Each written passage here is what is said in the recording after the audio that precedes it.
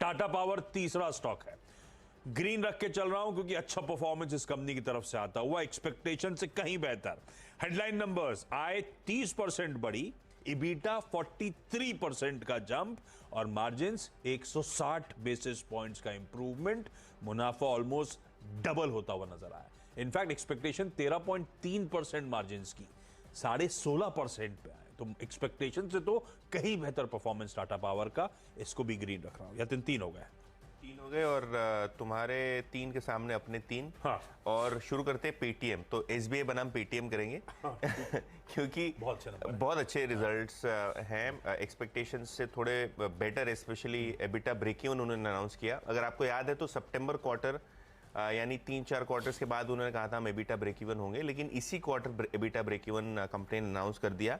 तो ये एक सिल्वर लाइनिंग है कि एबिटा ब्रेक इवन हुआ है। ऑब्वियसली इसके अंदर ईसॉप कॉस्ट को एडजस्ट करते हैं वो, और अगर हम बात करें तो भारत सरकार से उनको यूपीआई के डिजिटल पेमेंट्स के इंसेंटिव्स भी मिलते हैं। तो ये दो चीज़ों का एडजस्टमेंट होता है जिसके कारण आपको जो उनका एडजस्टेड एबिटा है वो ब्रेक इवन दिखाई देता है। नेवरदलेस ये कंपनी की अकाउंटिंग पॉलिसी है और अकाउंटिंग प्रेजेंटेशन वो इस हिसाब से करते हैं इन्वेस्टर्स को। बहरहाल अगर ये आंकड़ा आप छोड़ दें तो दूसरे आंकड़ों पे फोकस करें। सेल्स यानी रेवेन्यू में लगभग 42% की ग्रोथ आपको दिखेगी साल दर साल बेसिस पे, काफ़ी स्ट्रांग। और अगर हम लोन डिसबर्स्ड वैल्यू की बात करें तो लगभग 4 गुना साल दर साल आपको लोन डिसबर्स के फिगर बढ़ते हुए नजर आएंगे। कस्टमर बेस की बात करें तो यहाँ भी 3-3.5 गुना आपको कस्टमर बेस का जो है वो ग्रोथ होता हुआ दिखाई पड़ रहा है। तो काफ़ी स्ट्रांग ऑपरेशनली पेटीएम के रिजल्ट्स आपको दिखाई पड़ रहे हैं। ब्रोकरेजेस की अगर आप माने तो यहाँ आज काफ़ी सारे रिपोर्ट्स भी आए हैं। एक उनमें से आपको बता भी देता हूँ। जो रिपोर्ट आया है गोल्डमैन सैक्स का, यहाँ खरीदारी की सलाह वो दे रहे हैं 1150 रुपए के टारगेट के साथ।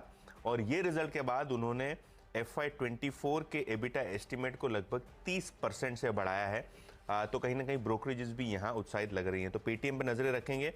इसके अलावा मॉइल यानी मैंगनीज ओर इंडिया लिमिटेड, ये कंपनी ने अपने जनवरी प्रोडक्शन नंबर्स डिक्लेयर किए हैं और ये प्रोडक्शन नंबर्स रिकॉर्ड हाई पे हैं। और अगर आप मॉइल की बात करें तो यहाँ शायद आपको ग्रीन आता हुआ दिखाई पड़ेगा, क्योंकि साल दर साल बेसिस पे लगभग 8 से 10% की प्रोडक्शन ग्रोथ आपको दिखाई पड़ रही है। ओवरऑल रिकॉर्ड प्रोडक्शन नंबर्स आपको दिखाई पड़ रहे हैं मॉइल के लिए भी। तो ये एक स्टॉक आप रेडार पर रखिए। तीसरा स्टॉक फाइनेंशियल सर्विसेज में से है डीसीबी बैंक।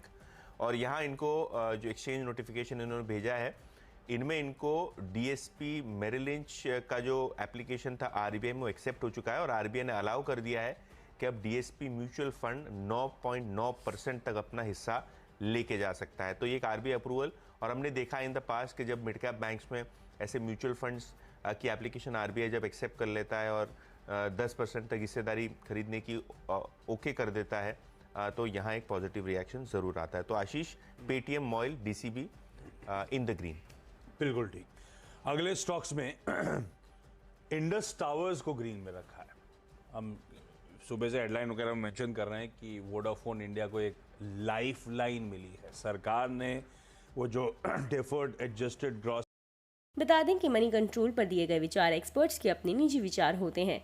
वेबसाइट या मैनेजमेंट इसके लिए उत्तरदायी नहीं है। यूजर्स को मनी कंट्रोल की सलाह है कि कोई भी निवेश निर्णय लेने से पहले सर्टिफाइड एक्सपर्ट की सलाह लें।